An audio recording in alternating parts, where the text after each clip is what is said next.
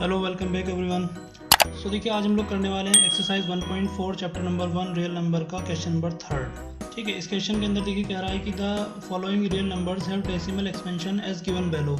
In each case decide whether they are rational number और not. If they are rational and of the form of p upon q, what can you say about the prime factor of q. मतलब denominator के prime factor के बारे में आप क्या कह सकते हैं। सबसे पहली बात मैं आपको बताना चाहूँगा, कोई भी रेशनल नंबर जो है उसे हम पी अपॉन क्यू की फॉर्म में लिख सकते हैं। दूसरी बात, जब हम उसे पी अपॉन क्यू की फॉर्म में लिख सकते हैं तो उसका जो डेसिमल एक्सपेंशन होगा वो या तो टर्मिनेटिंग होगा या नॉन टर्मिनेटिंग होगा, है ना। या तो टर्मिनेटिंग या फिर रिपीटिंग, ऐसे कह दीजिए। या तो टर्मिनेटिंग होगा या रिपीटिंग होगा, मतलब या तो एक जगह पे जाके जो रिमाइंडर है वो 0 आ जाएगा, वरना कोई नंबर ऐसा होगा जो रिपीट करता रहेगा, ठीक है, डेसिमल एक्सपेंशन में। और मतलब अगर ये मान लीजिए टर्मिनेटिंग भी नहीं है, रिपीटिंग भी नहीं है, तो फिर वो नंबर होगा आपका इरेशनल नंबर। अब देखिए कैसे नो करते हैं। जैसे फर्स्ट पार्ट दे रखा है 43.123456789। अब इसका अगर आप डेसिमल एक्सपेंशन देखें तो ना तो देखिए कोई नंबर रिपीट कर रहा है। अगर रिपीट कर रहा होता तो इसके ऊपर कहीं ना कहीं उस नंबर के ऊपर बार लगा होता जो रिपीट कर रहा होता। तो अगर इसके ऊपर बार नहीं लगा तो मतलब ये कहीं ना यहाँ पे 9 पे आके टर्मिनेट हो जाता है, ठीक है। और टर्मिनेट हो जाता है तो इसका जो डेसिमल एक्सपेंशन है वो कैसा है, टर्मिनेटिंग। और टर्मिनेटिंग डेसिमल एक्सपेंशन जो है वो रेशनल नंबर का होता है, तो इसलिए ये नंबर रेशनल नंबर होगा। टर्मिनेटिंग डेसिमल एक्सपेंशन इसको ऐसे लिख देंगे यहाँ पर, ठीक है। तो इसका मतलब इसका जो मतलब नंबर होगा ये रेशनल नंबर होगा। लिखेंगे so it is a rational number, ठीक है। इसका मतलब ये एक रेशनल नंबर है। क्लियर। अब ये बताना है कि पी अपॉन क्यू की अगर मतलब रेशनल नंबर है तो हम इसे पी अपॉन क्यू की फॉर्म में लिख ही सकते हैं। और अगर पी अपॉन क्यू की फॉर्म में लिख सकते हैं तो क्यू के बारे में यानी डिनोमिनेटर के बारे में आप इसे क्या कह सकते हैं। तो देखिए पिछले दोनों क्वेश्चन में, इसी एक्सरसाइज के पिछले 1 और 2 क्वेश्चन में हमने यही सीखा है कि अगर कोई नंबर टर्मिनेटिंग डेसिमल एक्सपेंशन का है तो उसका जो डिनोमिनेटर होगा उसका प्राइम फैक्टराइजेशन 2 की पावर m इंटू 5 की पावर n की फॉर्म का होगा। तो लिखेंगे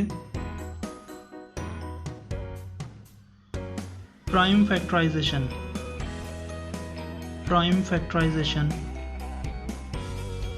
of q will be of the form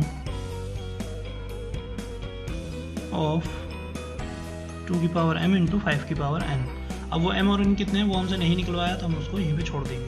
बस हमें पता है कि रेशनल नंबर है और रेशनल नंबर है तो इसका जो डिनोमिनेटर होगा यानी q, उसका जो प्राइम फैक्टराइजेशन होगा वो इस फॉर्म का होगा, ठीक है। इसके बाद नेक्स्ट देखिए सेकंड में ये नंबर दे रखा है 0.120 1200 1230 है ना, इस तरह से। तो देखिए यहाँ पर ये एंड सोन जो दे रखा है तो इसका मतलब ये रिपीट होता जा रहा है ना, टर्मिनेट नहीं हो रहा। तो टर्मिनेटिंग डेसिमल एक्सपेंशन तो नहीं है।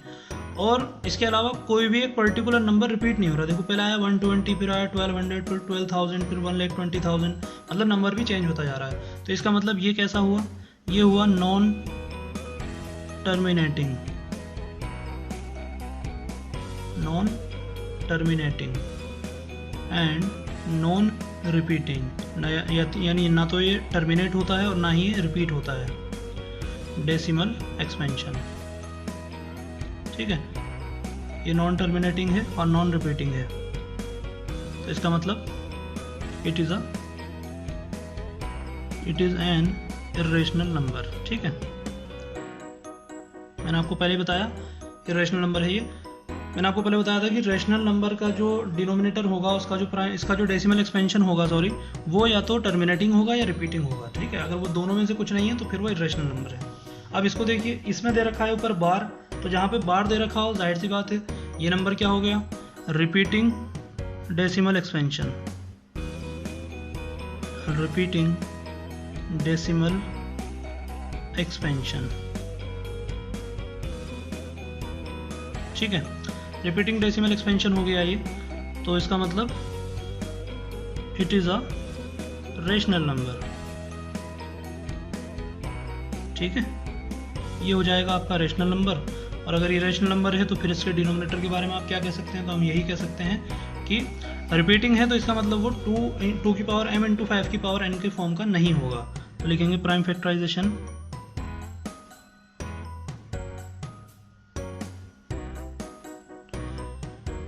फैक्टराइजेशन ऑफ q, या डिनोमिनेटर भी लिख सकते हैं, will not be of the form of 2 की पावर m इंटू 5 की पावर n, ठीक है, यानी वो इस फॉर्म का नहीं होगा।